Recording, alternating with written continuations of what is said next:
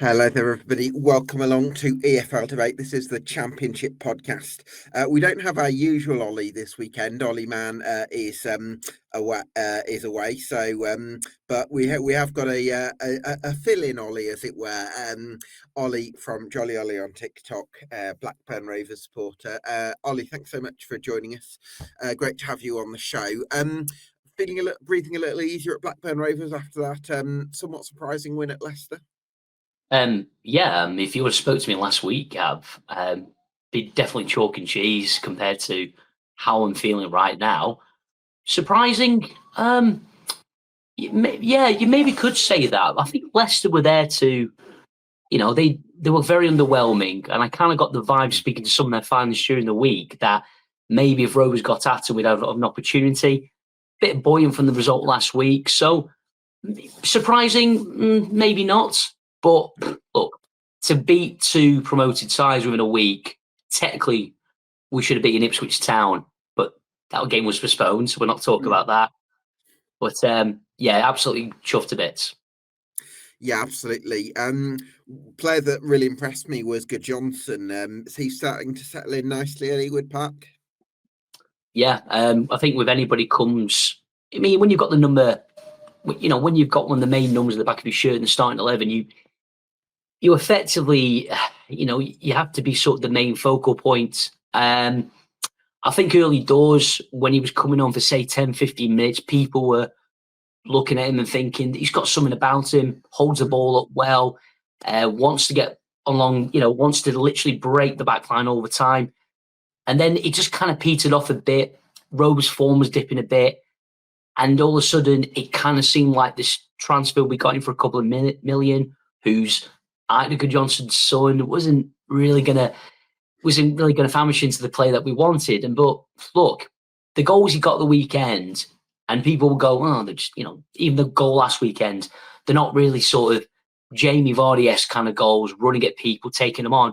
The poacher strikers goals. The first goal is instinct. He's taking a gamble. And the second goal, brilliant. Albioso gets down the right. It's a late arrival, but I will take 15 more of those goals this season from him.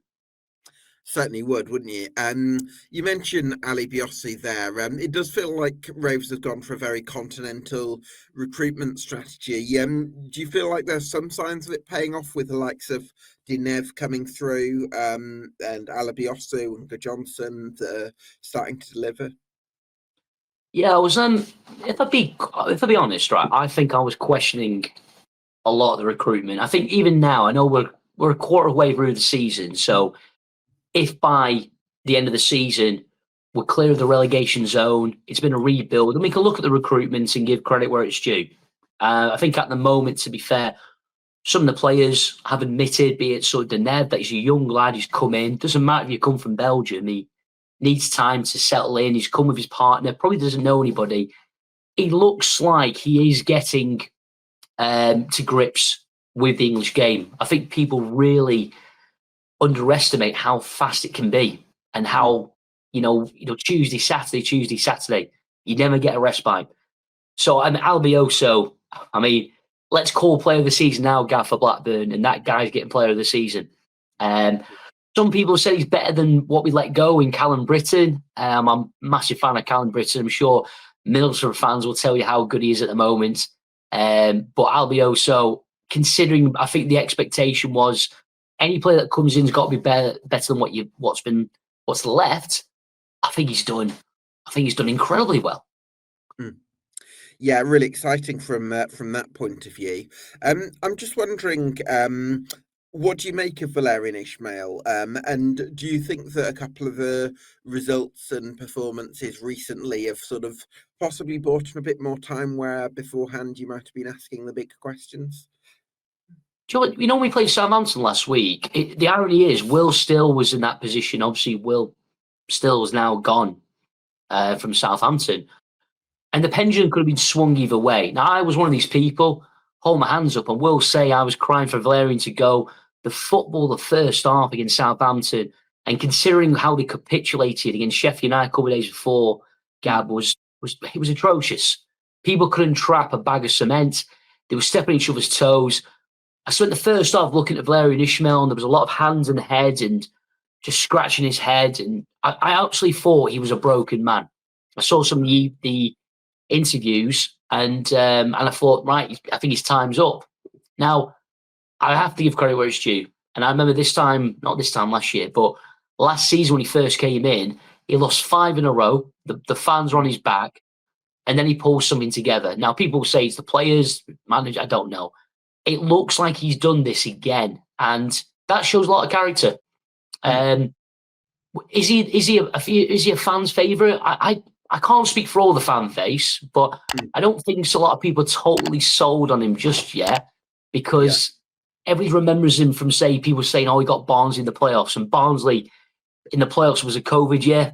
So well, that's what I wanted to come on to, actually, because I think with Valérien Ismaël, I do think that he's struggled to. I don't think there's a club he's been at where he's really embraced the fan base, and I don't know whether it's an enormous coincidence that his most successful season of the Championship was the COVID season, where the fan relation side becomes much less of a thing. Because I think Valérien Ismaël has some enormous strength. I think he showed them at Oakwell, maybe a little bit less so in other jobs at this level. So I do think that this is possibly last chance saloon for him for now. But I do think that he isn't easy to warm to. He can be quite sort of poker-faced, can't he, Ismaël? Yeah, I think maybe it's that sort of, forgive me for saying it, but a bit of French arrogance, I would say, sometimes, how it comes across. Bit of, I know you are right in the poker face.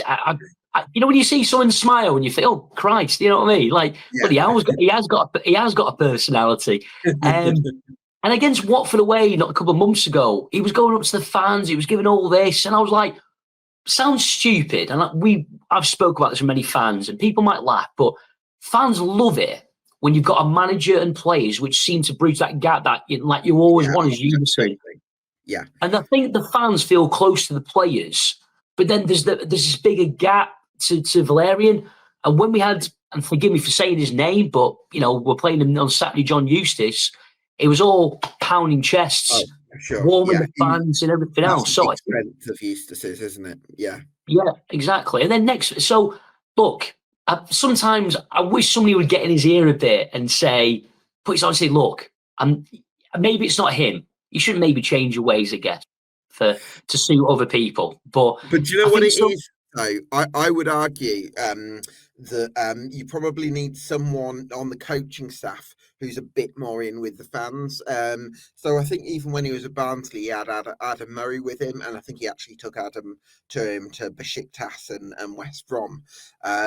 So I think he could possibly do with somebody. I don't know who's on the who's his coaching staff at the moment. Is there anyone that is a bit of a There's nobody there. I mean, the kit man, for example, he was giving me big licks against Watford, and all the fans were like, "Yeah, we love this. We don't even know who he is, But it was, oh, hey, we're loving it." I don't know. Does this mean you've got to bring back like an ex-player, and then you bring that nostalgia with it? Get Tony Parks back on the coaching staff. Well, I mean, Tony Parks, unfortunately, Gav, is suffering with health at the moment, so God bless him, to be fair. But he did bring Jordan Rhodes kind of back, not him personally, but Jordan Rhodes came back as some sort of ambassador role for loan signings, which I'll be honest with you, it seems like a made-up position. As we do in football, you can just pick a position and just make it up. I wouldn't say it's the worst thing to have, but then again, Jordan Rhodes wasn't the most enthusiastic of players when he scored a goal. But you are right. I think maybe a bit of character, really, there we'd love to see on the sideline. I don't know if Dean Whitehead does bring that with him as well. I'm getting quite a lukewarm feeling from you on Blackburn, Ollie. I know you're always try to kind of put your team's best case forward and everything, but at the moment, I don't know if you're really feeling it at the moment. Are you sort of feeling a bit detached from it all, or? I'm always. There was enough stuff going on in the past months and stuff. I don't want to spend a whole podcast or anything, Gav, going on about the ownership and everything else and the mishaps and things that could have been dealt with a lot better. It's a big week for the club. We've got a 150th year anniversary on Saturday, which I think for the club is massive. Winning the last two games has literally turned everything around, which it could have been a very toxic place to be. And unfortunately, other teams which are feeling that toxicity now were with Southampton, be it with Will still. And also now, same again, I'm not speaking for every fan. I just don't think fans forget what people like, forgive me for bringing his name, but like Rudy Gestede have really done. And some of the things that he said in recent times and some of the hierarchy, the things with the Lancashire Telegraph and suppressing the local media. It's just, I wish at Rovers they'd have someone, Gad, that worked the PR. Like, it's just, they always deliver bad news on a Friday. And why? Yeah. It's weird, isn't it? I'm actually really surprised at how Blackburn Rovers have got the results that you've had over the last 10 years or so, and that you've not, since coming back under Tony Mowbray in 2018, because you've actually got results, and it's felt like a lot of the time you've had one or two individuals that can come up with something without really being that well run as a club. And I don't know how much longer you can get away with that. I think you've got to be better run as a club. Otherwise, I mean, the championship, Gav, this year is incredibly competitive, and obviously you as a Birmingham City fan, having the arrays of money to spend and everything else, and every season, it's like at the moment. So we're already seeing that Albioso is playing out of his skin. Belias Toff in goal has been sensational, really good. And there's plays like that, and what we all see, and is what we've seen over previous years. We can almost see like the clubs looking at those players and thinking, "I'm going to sell you for a profit next year and have a turnover," and that can't, as you just said, how can that be sustainable in the long term? I mean, I don't think that in itself is an awful thing, because I think we've seen Sunderland be enormously successful over the last 18 months as a result of having that recruitment strategy. But I think you've got to couple that with a really good transparency and the PR side. B, maybe a little bit of a balance in terms of having that experienced core, and C, also having a manager that can build a relationship with the fan base. And I think for all those three things, I think that's maybe a question mark with Blackburn Rovers right now. Well, when Valerian was given a 3.5-year contract, and I think Rovers fans' gripes would be that the previous managers in JDT and John Eustace were really only given 2 years. And now a guy who, fair enough, we can live off the Barnsley stuff, and he wasn't popular at West Brom, and he wasn't very popular at Watford. We were told he was going to make a load of subs in the 60th minute and on the press. And it was a couple of weeks ago, I just couldn't see what he was saying, and coming out and saying some things in the press like, we're playing really good football. And they're going, but we capitulated second half against Sheffield United, a team which had only scored 4 goals all season. The mind just boggles sometimes. And then maybe he was protecting his players. And maybe I can sit in now and probably eat a bit of humble pie and think, or maybe I was wrong. I don't know. But I think that's the thing with the fans sometimes. I think, and I've seen you speak to other people and other fan bases, fans within the club, Gab, that people just not warming to the fact that this guy gets a good run at it, and in previous managers, they've not been given anything. Yeah. So, Ollie, I know that you always try and bat for Blackburn Rovers. Obviously, you're a fan. If you can try and be as objective as possible for the purposes of this, do you think Blackburn Rovers could be in trouble this season if you put your hand on your heart? I've seen enough in the last couple of games which would make me think that we'll flirt with it, but I think we will regain our poise and probably end up hopefully just maybe under mid-table. Okay. I think there's enough teams there like Sheffield Wednesday, which God bless Sheffield Wednesday. I mean, they're going through a lot at the moment, but it's a tall order. And that I generally do think like Sheffield United, even though they should technically regaining their poise, are literally slipping. And I think maybe the next couple of games over the Christmas period, and considering, Gab, that Rovers always have a great start, a crap middle, and then a great end, so we might just get the great middle part for the time being and see how far that carries us. You never know. I do think the there's a lot of teams that are surprised to be down there, like Norwich, Sheffield United, and Southampton. I think a lot's going to be dictated, particularly Norwich and Sheffield United, because I think Southampton's squad is too good. Whether those teams stay down there, because if they stay down there, then you're sorted, because Sheffield Wednesday aren't staying up. Whereas I think if those teams get out of it, then I think Blackburn would be one of the teams that could be fearing. But Ollie, it's been great to chat to you, and all the best for the rest of the season, mate. Yeah, cheers, Gav. Nice speaking to you. Likewise, cheers, mate. Delighted to be joined now by Jack Hancock from Hancock Analysis. Great to have you on, Jack. Always a pleasure to chat to Pompey with you. I've seen you express some sort of concerns around Portsmouth recently, probably for the biggest extent since John Mousinho took over from Danny Cowley back in 2023. What's your you're a little bit worried at the moment? Well, I mean, you've picked a good time to get me on because you've not asked me on all season, and then your beloved Birmingham thrash us 4-0. Oh, let me drop Jack a message, see if he fancies coming on. Good timing. Good I know, timing. you know me too well. Yeah, absolutely. It's not only the most kind of critical I've been generally. It's the most critical I've been of John Mousinho since he's been appointed. When he first got appointed, we had that weird run where we drew about 7 games in a row. Didn't care. We had a weird start to that season when we went up. Didn't care. Last year there was no concern at all. Even when we started roughly, didn't care. This year though, and obviously you got an important caveat is we've got injuries.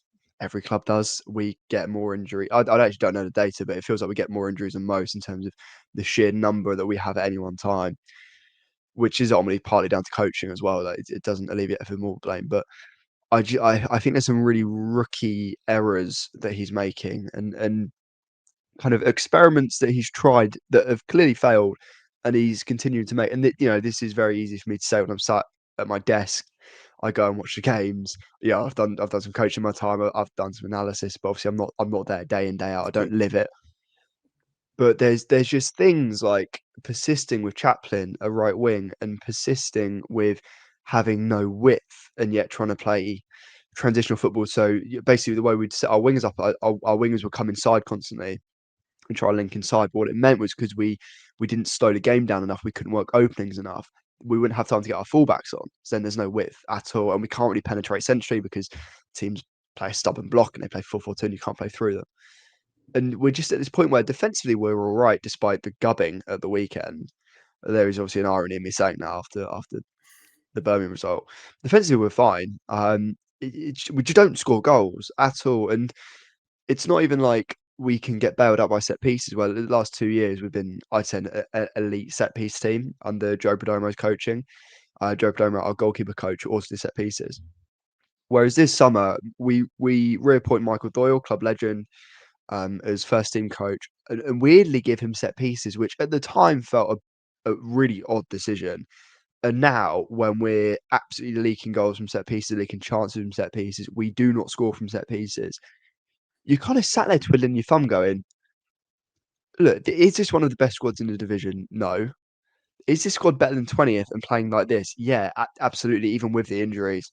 Can I, I I just clarify at this point, Jack? Is the oh, set piece coach you had last season still there, or was it because yeah, he left? yeah, he's still in Right, the okay, squad, so but he's still there. it's Right, okay. yeah, it. I've not. I am actually planning on returning to writing actually because I feel so passionately about how bad we've been this year.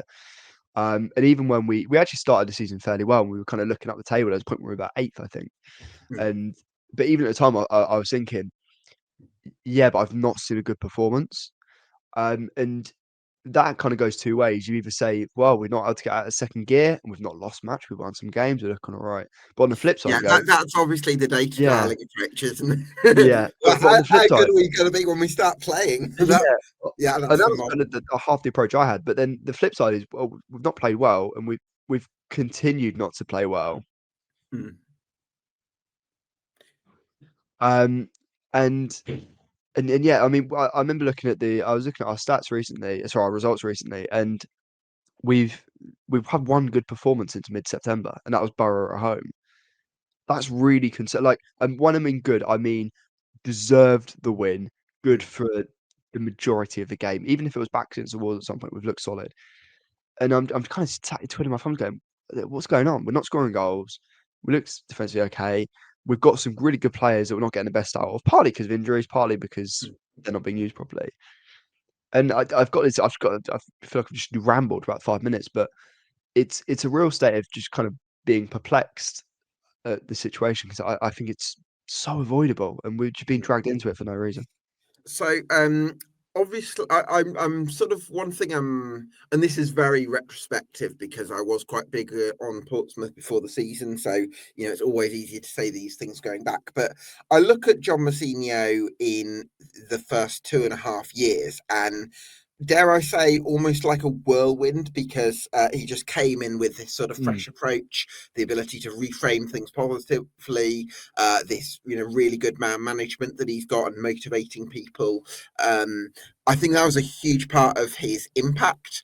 And obviously, he had been coaching at Oxford, although that had been alongside It was literally just set being pieces. It was fourth just set choice head pieces. coach. Yeah, just set Yeah. pieces. Could do with them on set pieces now. Yeah. But so I do wonder whether he had enough coaching acumen, because as much as he's someone I've been excited about in his journey, and I've been really extremely impressed with what he's done in his first 2 full seasons. I would also say to go from set piece coach at Oxford to championship manager, that's a huge jump. And Yeah. does he have the coaching acumen? I was thinking, I there has been one drawback in Mousinho, and there's a very easy counter argument that I will counter in advance. And you could go, well, we're a really good attacking team. We won League One. I'm not sure I can say that John Mousinho has ever coached an incredible attacking side when he hasn't had a clear quality advantage. Yes, we scored a lot of goals last year, mainly down to the individual quality of Josh Murphy and our ability to press And teams Colin high, Bishop coming back. and Colbish and our ability to press teams high. Hmm. He's not one mark against his name, and I love Mousinho. I do not want to see him leave before. I don't know if that question will crop up because it's quite an interesting one. Hmm. He's not the kind of guy who will elevate an attack of, like, I don't know, so we've got a front four of Bishop's there, it's Bishop, Bianchini, Yang, and Swift, which is okay. Kozlowski, for example. He's really good. Like, he can get the best out of attackers like Josh Murphy easily. But even when you look at people like Connor Chaplin, for me, it felt like John Mousinho has, I don't mean this disrespectfully, no idea how to use Connor Chaplin, because he came out in the press and he said, well, the idea about playing Connor on the wing was to kind of allow him to roll inside, find the pockets, and link inside, which is fine. But the way we were playing went completely against it, because we never supported him with Williams sort of did a right back who can sit high, but then our playing style meant that whenever we get an attack, Connor would be on the wing or completely out of position, because you're Hang not on, building I up slowly thought, enough. just to clarify on this point, Jack, my understanding has been that Portsmouth's patterns of play over the last 2.5 years have been Jordan Williams high and wide on the right, and the right-sided forward would always become that sort of second 10 in possession, and in the same way that the left winger, often Murphy, would sort of stay high and wide. Then So we it will would come be. inside sometimes, we come inside high. Yeah, that is still kind of what we're trying to do. It's Mhm. just not working. And it was Okay. fairly evident after about 2 games of Connor Chaplin being a right wing, it wasn't going to work. But what it meant was that we dropped Adrian Stegacic to the bench. And at first you kind of get it because he was away with Australia, jet lag, burnout, whatever. Mhm. But then there were just games where Segs would get that 10 minutes at the end when he could have clearly been impacting game, because what we do is we play Swift as a number 10 who, in fairness to him, has got better, but at the time was not good. So it was an out of form John Swift as number 10, Connor Chaplin ineffective on the right, on the wing. And you got this premium attacker who just scores goals on the bench. And now, unfortunately, Segs is out for, thankfully, only 6 to 8 weeks, I think it is, but it could have been way worse. And there's just a lot of things I think avoidable is the way I'd call the season so far. There's been a lot of critique of the owners in terms of have we spent enough money. Yeah. A somewhat fair criticism, I accept, but also this squad is, I don't think it's the worst squad in the division. We've got a really good manager who can elevate the squad, generally speaking. Maybe not some of those fringe attackers, but that's not the point. It just, like, for example, you could argue that Blackburn have a better squad than us. I think this squad is better. That might sound a bit weird, but I see this squad as more cohesive when it is I would agree. I used think there's more properly. There's more continuity about this Yeah. Portsmouth squad, I would say. Yeah. It feels less hobbled. Like kind of, I look at Blackburn squad and I'm like, I don't really know what you're trying to do here. Hmm. Some of the signings were weird. I thought the recruitment was just odd during the summer. Whereas I can clearly see how a Portsmouth squad, that this Portsmouth squad can function. Hmm. We're just not using it in the way that personally I think is appropriate. We're not really dominating the ball appropriately. Like we might have a fair share of possession, but Hmm. we're not moving teams well enough. We're not playing quick enough, and we're not positioning players in the right spaces. We're not pressing high at all, which is I think one of the hardest things to stomach is we just look really soft. We don't look aggressive. We don't look up for it, and that is probably the biggest drawback in that whatever a John Mousinho team has been, whether it's been good or bad, it's pressed. And to be fair, we dropped off at the start of last season as well, and then around this time, funnily enough, we kind of picked up our press. But yeah, it's just been that real lack of intensity on and off the ball has been really disappointing.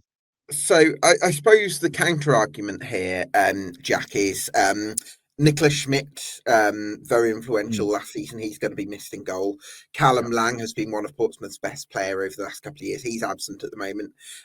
Adrian Segacic, you wrote a wonderful piece on him in the summer when he came on. And Very proud of that. It aged I really well know. for about a month and a half, and then he stopped Firstly, playing. what was the expression? He runs through the man rather than Runs towards him. through the I man, yeah. absolutely love I can't remember. that. I picked that up from a coach. I can't remember who I picked that up Oh, from though. beautiful, mate. So missing Segacic, and then I mean, I suppose forced to play. Shocknessy as well. You know, really another key defender. Like there's loads of them. Even like fringe players like Blair and Ume, for example, and Waddingham. So Shaughnessy's missing, and then you're having to play Marlon Pack in midfield when it was pretty much established. I think right from the start of last season that he's not up to the mobility. Yeah. It's been quite good this year actually. So okay, surprisingly, yeah.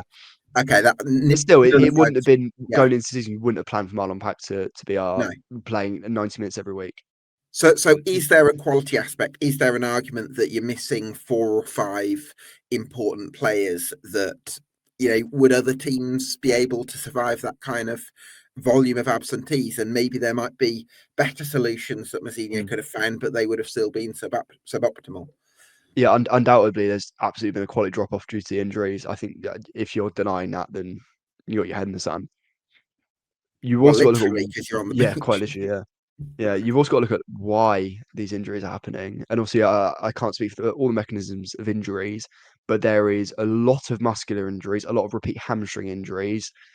And ultimately, that does become a pattern at some point. And that is partly down to the coaching and the medical stuff. I'm not there day to day. No idea what they do in training. No idea what their periodization looks like. No idea how they treat injuries. But when you're getting the same injuries over and over again, you can't just say we've got injuries. Like, for example, Segacic, complete freak injury, really bad tackle. Schmid, bad incident. What's his fault? Complete freak, hand injury.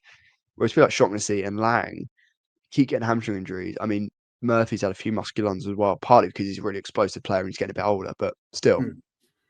So you also have to look at why these players are getting injured, which obviously is really hard to do from a outsider perspective.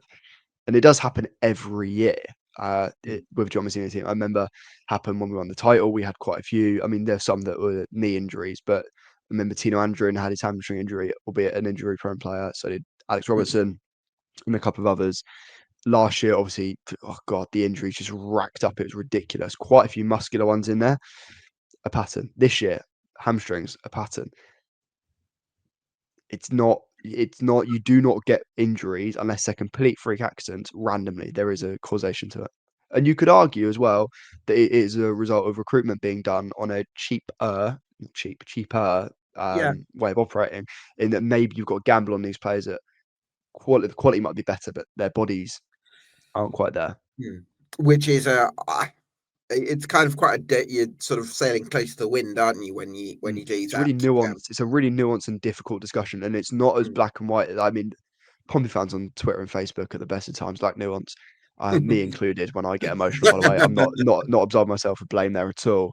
And there is just a lot of Eisner's cheap, recruitment cheap, you get injuries. It's like, well, that might be partly true, but is it the whole truth, or are you trying to push an agenda?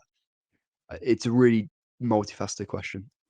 Yeah, I suppose maybe where for some of the Blue Army the frustration comes from is that Eisners aren't some sort of local people who love the club and have a good business in Portsmouth, Yeah. and they're running the club sort of sustainably on a kind of net zero sort of basis.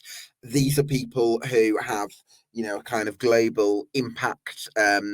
Hollywood, Disney, something along Disney, yeah, those no, lines. they're literally Michael Eisner used to run Disney, yeah.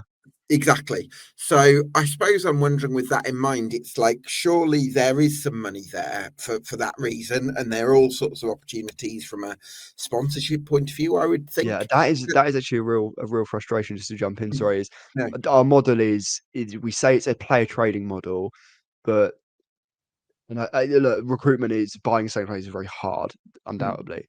We say we run a player trading model. We're not good sellers of players. We don't develop players particularly well. We've not got a good academy. Oh So you no. kind of and they say want to run the club sustainably, but our sponsorship is really minimal. I suppose But you is can't. it Toby Stewart that's probably the most Toby's exciting our player top, in the our academy? grade A Yeah. prospect. He will go on to be our number one in a couple of years' time. Mm. But he's very much the exception that proves the rule.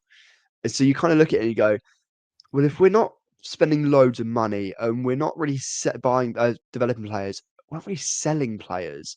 Mm. There does come a point where you tread water a little bit, because even that, it does really infuriate me actually when people say, oh, we're trying to do it on like a Brentford or a Brighton. Actually, no, specifically Brighton model. Mm. Brighton put a lot of money into their club Yeah. and it's debt. It's, whereas frankly, the money the Like Eisners they've put in got an is incredible academy. because they put Like, loads of money in. They yeah, own so much exactly. money to Tony Bloom, I believe. Whereas we Mm. own nothing to the Eisners at all, which is a real touch. Mm. Is really good. I'm just a little bit. I'm not Eisner's out at all. I think Eisner's have been surely could have done more, but they've definitely been a net positive for the club. Mm.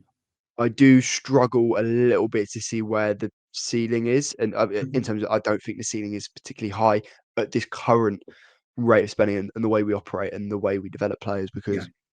Because Toby Stewart will be really good for us. Terry Devlin has been a real positive developer over a long period of time. Whereas I'm not sure there's too many others that you kind of go, right, we bought you at 21, you're now 23, 24, and you're like significantly better and we can sell you on. That's a sticking point for me. It's a criticism that I think is really fair to level at the club. I suppose I would also, just going back to the footballing side, Jack, I wanted to Mm. touch on the kind of, I mean, I'll call it a three-man midfield, even though it's more like a Swift as a number 10, but you've got Dazelle, Pack and Swift there, and Pack and Swift are kind of, Pack I think is quite limited in how much ground he can cover. Definitely. Yeah. Swift isn't, has a He's not a runner. reputation. He's He's not a not a runner. runner, exactly. Yeah, so it's Technician. very, Yeah. very different to having Segacic in there. And then even somebody like Andre Dazelle, I wouldn't say is like that's his main game. He's So tidy. He gets through a lot of work, but he's tidy. I where's the that athleticism, I suppose, is my point. Yeah, and I completely agree. I mean, I put out a joke, a bit of a joke tweet a couple of weeks ago saying it's like a poll. It's how many runners will we have in midfield? 0, 1, 2, or 3? And it was 1. It was literally actually I think 0 actually. It might have just been it was just Dazelle, Pack, Swift. None of them are runners, respectfully. And I mean, last year when we started the season, it was Pack and Dazelle in midfield. Neither played particularly well. Dazelle was actually really poor and got dropped, and then got a lot better. Credit to him. But we're kind of at the same point now where Pack and Dazelle both really good midfielders individually, just don't work together. Whereas you have people waiting in the wings like a Luke Larue, who, in my opinion, deserves to play. Mark Koznovsky is getting more minutes, is more of a number 8. I just think this squad is screaming out for a 4-3-3 with a bit more balance. Maybe it'll be a bit tricky to get Chaplin in there, but you can make it work. Whereas his current balance, I mean, if we played something that I know, Larue, Dazelle, Koznovsky, for example, or Larue, Swift, Koznovsky. As you say, a bit more athleticism, more speed, a bit more energy. Whereas Koznovsky's been playing at right wing, he kind of likes to roam wide. But we're playing him as like a 1v1 touchline winger and asking him to be like Adrian Segacic. It's just not that's not him. He'll run, but he can only do so much. Yeah. And I think that comes back to one of my first points was I just don't think we're utilising this squad in the best possible way, and that is really frustrating. Certainly is. I wanted to ask you about Regan Poole, because he was someone I absolutely loved in the title-winning season as a sort of standard setter, very vocal at the stage of his career. Only And played then he until got November that year, which is Yeah. mad because he has such a big impact. But he's like, oh, he only played like 3 months. Yeah, exactly. And then since then, I think he missed the rest of that season and then the whole of the previous campaign. Was it? So he's just come back pretty much this season. No, so no, he came back September last year, and he was solid. He was fine, but he had a couple of small hamstring injuries, that isn't the club's fault, by the way. That is when you tear your ACL and you have to rebuild all your muscle. When you first start to sprint, those muscles will Yeah, go. So that's fine. sure. He was really solid. He ended the campaign really well, and then this year, yeah, he's been a real rock. I do have some concerns over him. I think I call it cheating. I think he cheats a little bit too much in terms of he gets so tight to his man. I'm not sure if you saw the clip. You remember when Ryan Mason got sent off against us in the West Brom game because he had his hand, Regan Poyet, his hands all over Hegabo and was like pulling him from post to pillar. He gets tight way too often, and luckily he gets pretty lucky in that like the refs seem to like him and give fouls against him. I remember he did it against Mabama for Stoke. So I do get concerned by his cheating a little bit, but no, overall really solid for us, and yeah, So just it's absolute interesting. standards there. It's interesting, isn't it? Because some centre halves who know that the forwards they're playing against have an athleticism advantage. For some of them, it's like, right, let's be sensible here and let's pick Give a our yard, yeah. battles. And then some are like, right, I'm going to smash into him and make That's sure Regan Paul. that he can't get. And that's more Regan Paul, yeah. And that can be a double-edged sword, right? Because if you overcommit, and then you can sometimes get outmaneuvered if the opposing forward's clever.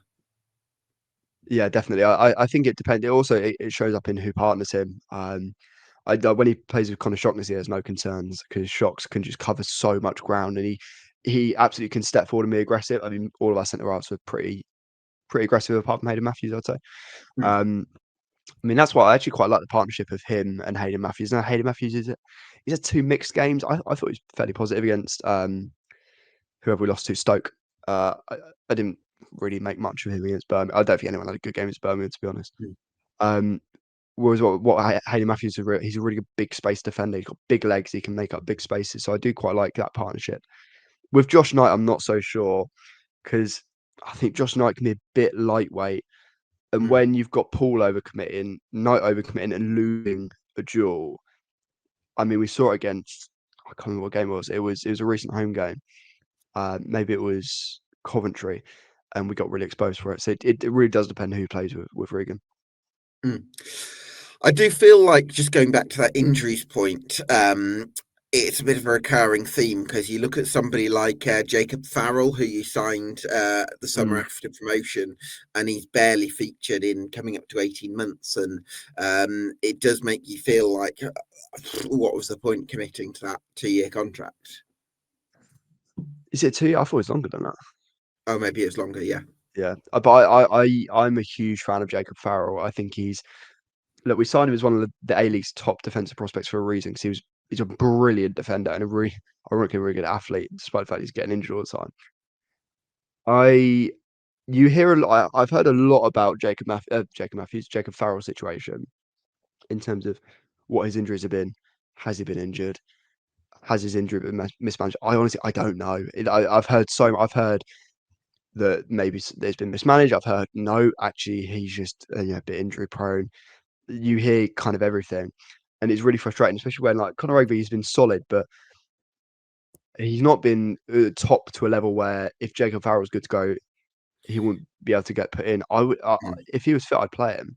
Yeah, I agree. So that's a real frustration. And he didn't really have a bad injury record in Australia. To be honest, I am slightly concerned by how injury prone a lot of these Australians are, and I think we'll probably ease off that experiment. Yeah, because I think you've on. gone in very hard on the A-League, and it does kind of, you're putting all your eggs in one in a lot of your eggs in one basket because if they all struggle to adjust to the step up, then that can cause, and listen, sometimes these are the kind of risks that you've got to take. That's what we're talking about, right? The quality is there, but are we?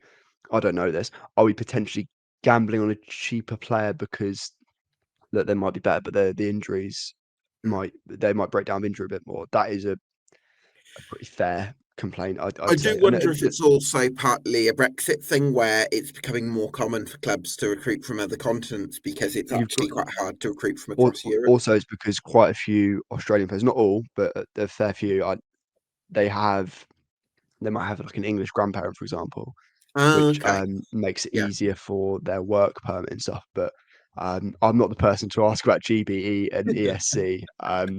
That'd That's be a not long my. podcast if we went on to Well, pass. I'm planning actually. There's a Pompey expert called Josh who is like he's like top with ESC and GBE. So I might get him on one of my episodes at some point and ask him about it. She's like, Josh, you're going to sit in front of this camera right now for 30 minutes. You're going to do all of my talking for me. I don't know what's going on. Absolutely. Well, Jack, just to round off, do you see relegation as a very real prospect for Portsmouth this season? If we don't buck our ideas up, yeah. I mean, I don't think you can sit here and say if we carry on with the decisions we're making, the way we're playing, and the way we're losing games, you cannot say we're not in a relegation battle. But do we have to be in a relegation battle? No, we don't. Even with some of the injuries we've got, we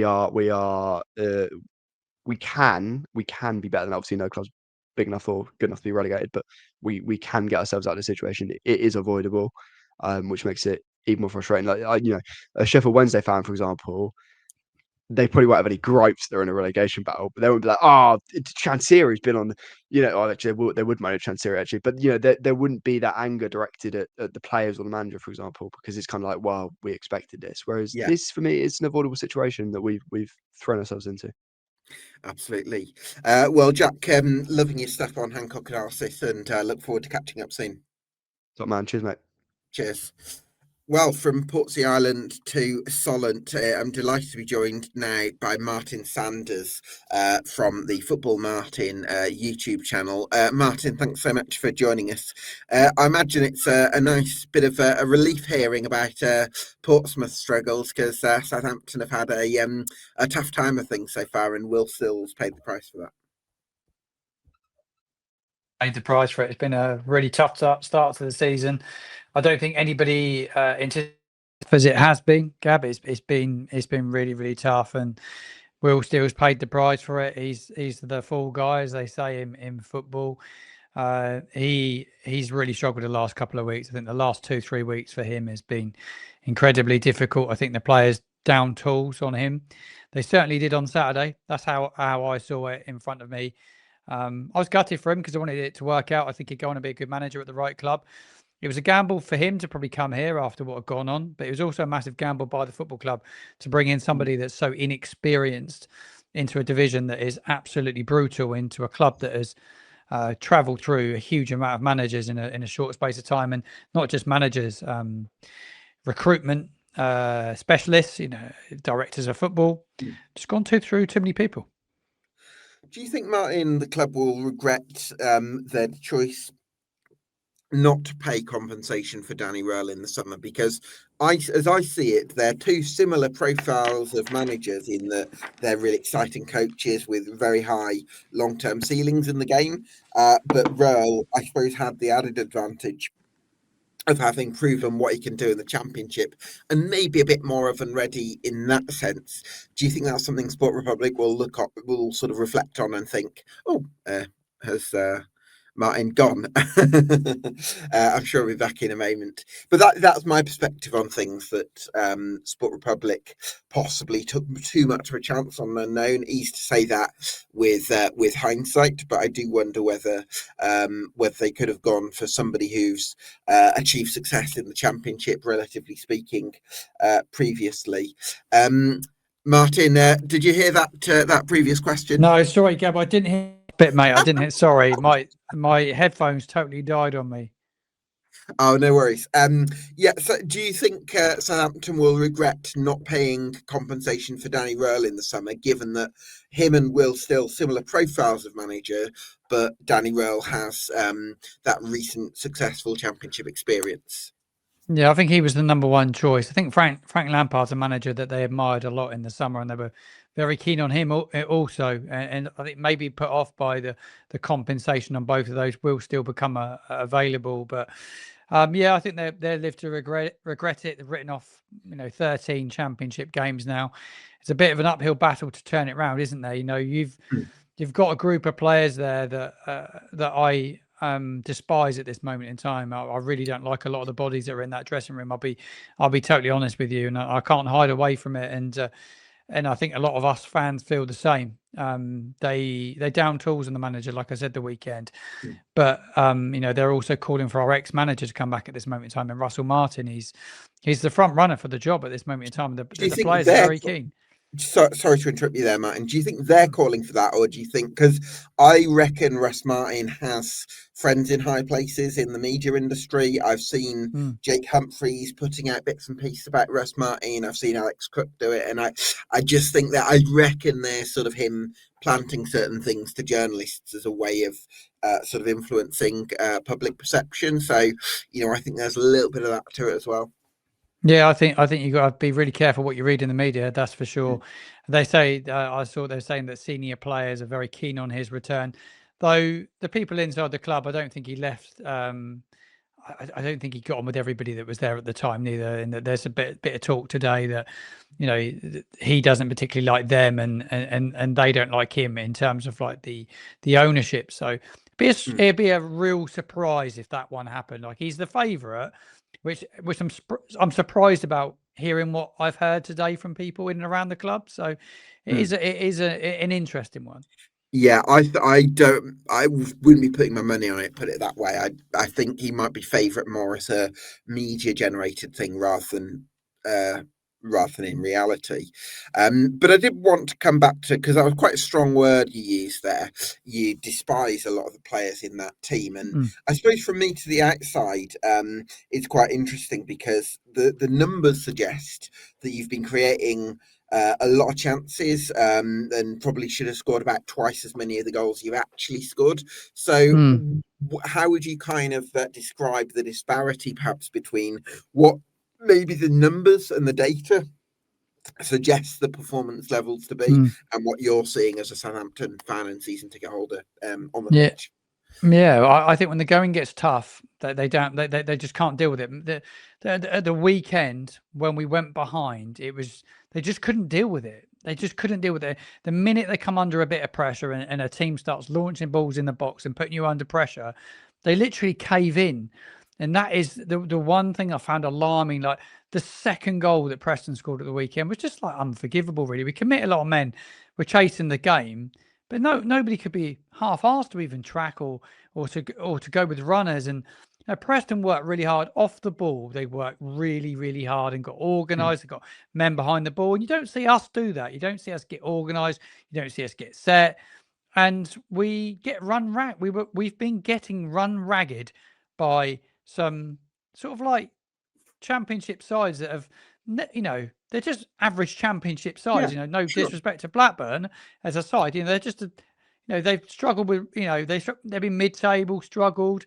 You should be going to Blackburn and dominating the game and winning it, taking your chances and being professional. But when I see players not being professional and not leading by example, and chucking stupid challenges in and getting sent off and things like this, I find it really hard to stomach.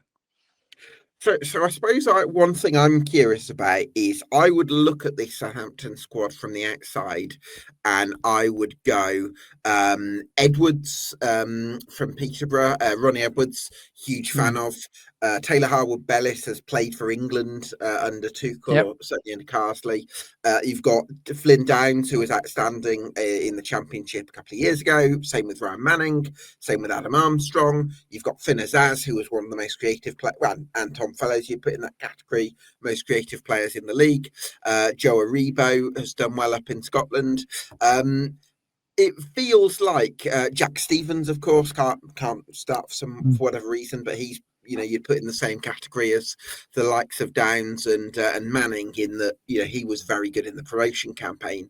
So there's players there that on paper I would think it could amalgamate into a good team, and yet that's not what you're seeing on the pitch. Yeah, on paper you've got a really good group of players. You read off some of those defenders, and I'll tell you what, they've all been awful. Like Harwood-Bellis has been he's been abysmal this season. Right. I just can't tell you how poor he's been this year in terms of pace, a positioning sense. Like, he's just been so far not at the races. Is it playing outside centre half, do you think, in a back three, or? Yeah, potentially the formation's not suited him. He played in a 5 under Russell and was okay. He's better in a 4. Ronnie Edwards has come back. he's looked like a lost soul at times. Again, maybe the formation not suited him. He's really struggled for us. He's just been so poor. Like he was pulled at half time on Saturday. Finn Azaz has come in, a creative midfielder on paper. You think, brilliant player, pulled at half time on Saturday. Just didn't give enough, didn't show for the ball enough. Just not quite at it. Tom Fellows has come in, one of the assist king of the Championship last year. Yeah. He's on the bench. Didn't start the game the weekend. Then you got the likes of Adam Armstrong and who's seasoned at this level to score goals. Though he's the top goal scorer, he could have a lot more if he actually took some of the chances. So there's a lot wrong at the football club. I don't think it's just like on the playing side. I think behind the scenes, top to bottom, I think it needs there's a lot of questions to be asked about the decision makers, who was responsible for summer recruitment, not getting the right bodies in the door, because there's a lot of the right bodies weren't brought in. No matter what anyone says, I talk about leaders. Orio Romeo is about to come back in at Southampton, and I think it's a brilliant bit of business, but it should have been done in the summer. Yeah. Should have been done in the summer. He was out of contract in the summer. Why was he not here weeks ago? Yeah, it makes no, because you need big people in the dressing room who understand the ethos of the club and can set the culture. So, that's concerning. Do you think with Sport Republic, a lot of mistakes are made? What do you think has been wrong about how they've got about things? There's something not right there, in my opinion, because you've gone from Joe Shields doing recruitment to Jason Wilcox doing it. Joe Shields was there under them for a very short period of time. They've gone to, like I said, they've gone to Wilcox. He was there a year, not even a year. So he's done a bit of recruitment work with Russell. He's gone, and then Russell was his man. He's gone. You've then had Rasmus Ankerson take it for a bit, and he made an absolute hash of it. And then you've had Johannes Spors come in, and to be fair, like, I would always judge it at Christmas, like his signing, the signings and what they did in the summer. I can see already it's so unbalanced, the squad in a whole. It's too big, so you're always leaving players out, big names, because it's a big squad. And then Joe Aribo's not featured all year. Sam Adozi not featured. They've been in I'll call it the bomb squad. They're nowhere near the match day squad.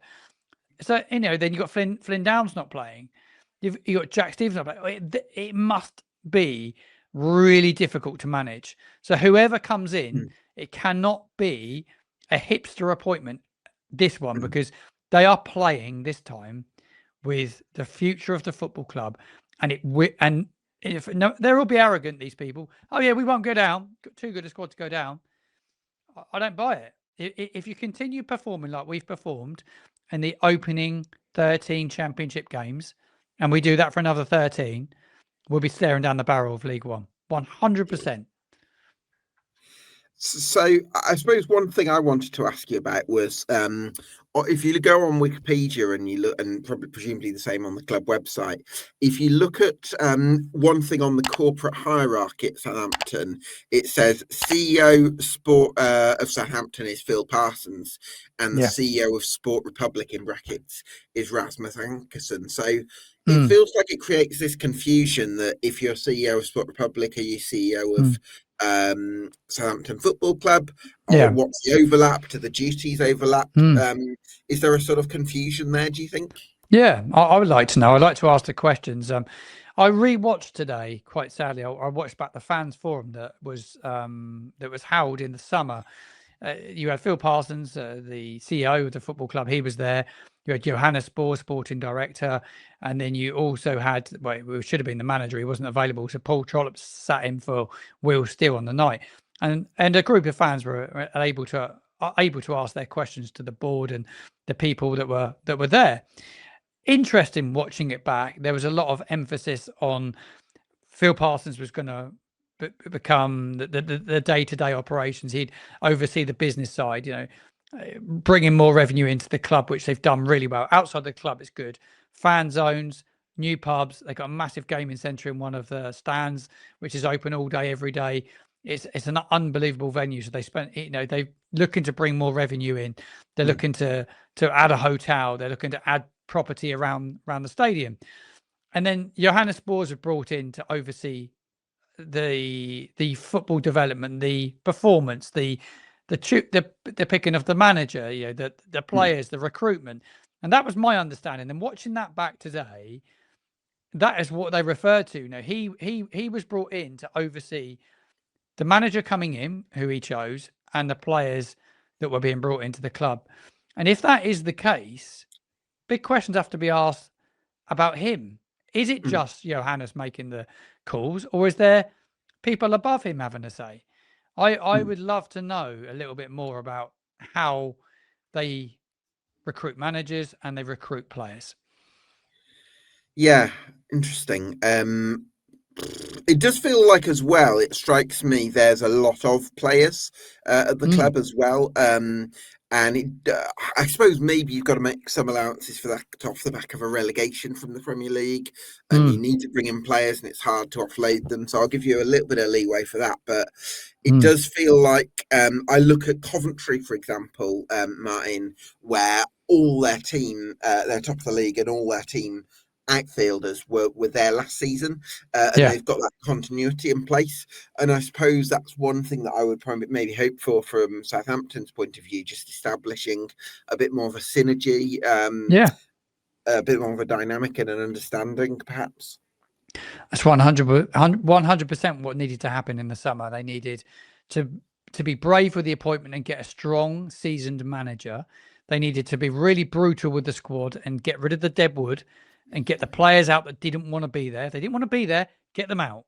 They raised some good money on Mateus Fernandez, Tyler Dibbling. They've reinvested it in players for Will Steele. He wanted wingers. So they gone and got him 2 wingers. They went and got him a creative midfielder. The one area they let him down was a standout centre forward to play at this level, because Ross Stewart was never going to play a whole season. So they and still wanted to play with a target man. It doesn't seem like he could play without a target man from what I saw. And he tried different things. He went with Cameron Archer. He went with Ross Stewart for a while. He did really well. Our best spell come with Ross in the side playing up front. But he just had too many players. He was dealing with too many players, an imbalanced squad. And they should have sorted it in the summer. They didn't. And they're going to pay the price. Bringing a 21-year-old in, Damien Downs from Germany. I said to you on the phone yesterday, I think he struggled to play in League One. And I back it up in saying that. He is £7 million they spent on him. 7 million quid. But this is, I suppose, I wonder if it's a little bit, now I've sort of pieced it all together.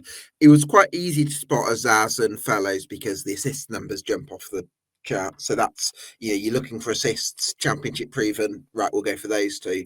I wonder with Damien Downs, was it a case of Germany under 20s, well, he must be good if he's Germany under 20s, as opposed to actually looking more into how good is he actually, why was he getting into the, what were his performances previously, because you do wonder whether there's a bit of negligence there and whether he maybe wasn't as good as his reputation suggested, and sometimes that takes that extra bit of due diligence, doesn't it? Yeah, you have to be when you're coming out saying that you want to win the league and you want to go straight back to the Premier League and you want to compete at the top end. You have to bring in the players for this division that are not for the future, that are for the here and now. You needed the here and now players. I just think they failed to do it. I think they got it all wrong. Certainly did. So in terms of the odds for the next manager, I think Brendan Rodgers would be an excellent appointment, because I think he's somebody who's an experienced football person. And I think when sometimes you have that structural crisis, I look at Stoke, for example, as a comparable situation. Stoke have had operational issues for a long time since coming down from the Premier League. and they've always underperformed. And I think it was really important that they got somebody like Mark Robbins, because he's been experienced at running a football club and not just coaching a team. And so I think when you have these question marks over the operation, over Sport Republic, what you need is somebody who can run a club and not just coach a team. And I think Brendan Rodgers would be my pick on that basis, just because he's got that know-how and knows what good recruitment looks like. I think he'd be a good fit, you know. I like him a lot. I love what Mark Robbins has done, and his name's been bandied around down here a fair bit last couple of days. I don't think for a minute he'd leave Stoke. Good, really good club, good fan base, and he's on to a winner there, because they're without question the best side I've seen in the flesh this year. They've been brilliant, haven't they? And I really like the way they play on the break with the two wide men, the power, the pace. I really like Mark Robbins, and that is the type of appointment that Southampton need to make, in my opinion. Carlos Corberán would be another one that I'd be quite keen on. I really liked his work at West Bromwich Albion. Yeah, he's a great. Yeah, he was very much in the frame when they were looking around the time. I think it was after Russell Martin. I think it was after Russell Martin they were looking at Carlos Corberán, and he ended up at Valencia. Although, is he still at Valencia? I think he's still there. I believe he's still there, although Yeah. apparently from what I've heard, he might be under pressure at Valencia. So, you know, whether you'd offer them a sort of a nominal package, so that would save them paying him compensation. So that could be an interesting. And he knows the league. Again, he knows the league. He's experienced, and he knows what's required to get yourself in the playoffs. Because really, at best, you're looking at playoffs now. You know, the top two. Well, I'm surprised you're even mentioning the way you've been talking. I'm surprised you're even mentioning playoffs. Yes, so it feels like a million miles away, doesn't it? You just know that if you got the right man, you can get yourself to January, and then you could go and do the business required to bring in a striker to give you that extra bit of firepower. Then you try and hit the ground running and have a surge between, you know, the start of January and April, and see if you can sneak in. But they're going to have to go some now. But confidence is at an all-time low. Fan base is pretty broken, and a lot's going to have to come together for us to get anywhere near it. So, what do you think how do you think the next manager should approach things between now and January? Because January is obviously an opportunity to reshape the squad. I think that's essential. There's obviously a chance to pick up some points between now and then that's got to be taken. Is it switching back to a 4? Is it bringing Jack Stevens back in? What do you think is the key for Southampton to stabilise? Get leaders on the pitch first and foremost, which he's going to have to do. So you bring Stevens in and Oriel. Yeah, I probably would. Yeah. You need to bring leaders in. You need to get your spine of your team sorted.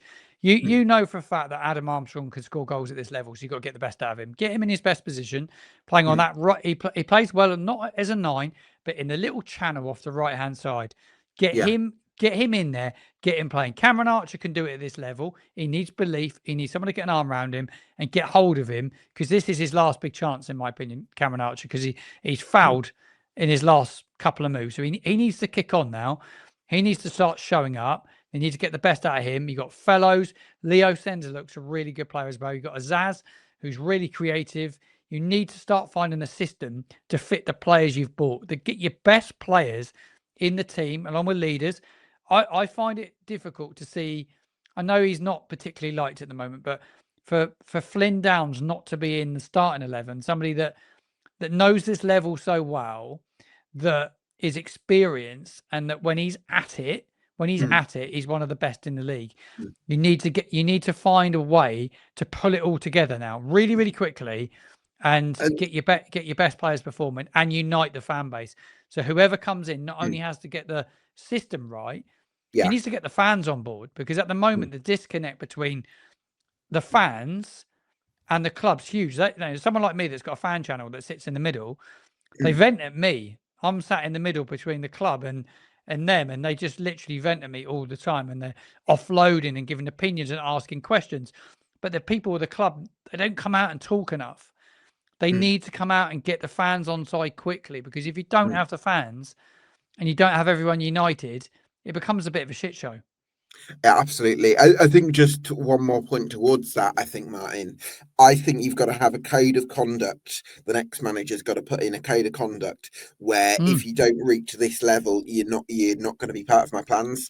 I think you've got to be really ruthless. And I think lots of managers, they like the idea of that in theory, but when it comes to the crunch of dropping your star player and putting a youngster in, they kind of hesitate to do that in the high pressure moments. But I think you've got to you need to be strong, because that's how you set standards as a club. And I think Southampton need a rebuild in that area. Yeah, they do. They need a proper leader in the door now. They need a rebuild off the pitch. They need to get their ship in order really quickly. Because as it stands, he's a wealthy businessman. The owner, Dragan Solak, is a very, very wealthy businessman. He wouldn't want to be wasting money right now. He wouldn't want to be continually paying managers out and making fundamental errors. But unfortunately, he's a chairman. Solak, he has to take responsibility as well. They, as a collective, they need to stand up and take responsibility really quickly. And they need to get the club back where it belongs, because before they rocked up, Sport Republic, Saints were a well-run, well-established Premier League club that weren't really in any danger of going down. They worked on very small budgets, and Hassan, who's linked with the job at the moment, did a very good job with very limited money. So they have to get themselves back to where they were. That's for sure. Absolutely, yeah. Post Hassan Hurtle era has been a bit of a disaster, hasn't it, for Southampton? Martin, it's been great to have you on. Thanks so much for talking to us, and keep up the great work on the channel. Thank you, mate. It's been a pleasure. Top man. This has been EFL Debate, the Championship podcast, and we'll see you again next week.